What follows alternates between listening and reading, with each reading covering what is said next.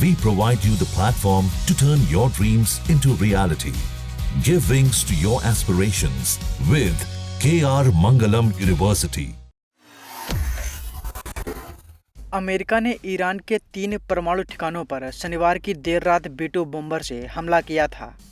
इसके बाद से ही तनाव मिडिल ईस्ट से लेकर अमेरिका तक फैल गया। इसके बाद रूस के बयान ने पूरी दुनिया को हिलाकर रख दिया। रूस का ये बयान आपको बताएं उससे पहले आपको बता दें कि ईरान के विदेश मंत्री और रूस के राष्ट्रपति व्लादिमीर पुतिन की एक मीटिंग भी होने वाली है। इस खबर से पश्चिमी देश और परेशान हैं, क्योंकि रूस ने अमेरिका के हमले के बाद जो बयान दिया था और अब जो मीटिंग होने वाली है उसका एक बड़ा कनेक्शन दिखाई दे रहा है, जो पूरी दुनिया के लिए घातक हो सकता है और जियोपॉलिटिक्स को पूरी तरह से बदल कर रख सकता है। मैं जो खबर आपको बताने जा रहा हूं उसको आप ध्यान से सुनना, फिर समझ आएगा कि कैसे अमेरिका द्वारा ईरान पर हमला एक बड़ी गलती हो सकती है। आप सबको पता होगा कि अमेरिका ने ईरान पर B-2 बम वर्षक विमानों से बहुत बड़ा हमला किया था। इस हमले ने पूरी दुनिया को हिलाकर रख दिया था।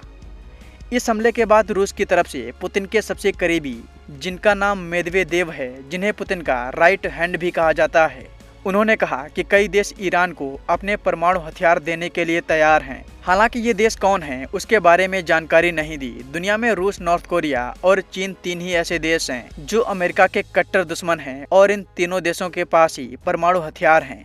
अगर ईरान को कोई परमाणु हथियार दे सकता है तो बहुत ज़्यादा संभावना है कि इन्हीं में से कोई देश होगा।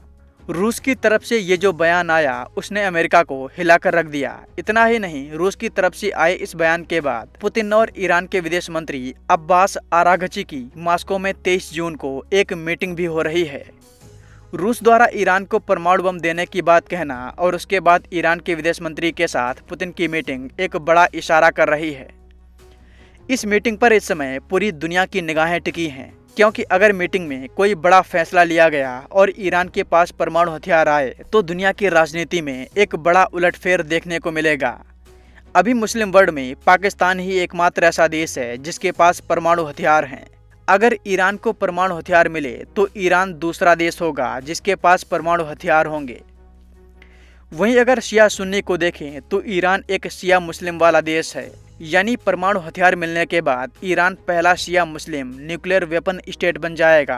Pakistan Sunni nuclear weapon state है। ईरान के पास परमाणु हथियार आने के बाद सऊदी अरब जैसे देश भी परमाणु हथियार हासिल करने की कोशिश कर सकते हैं।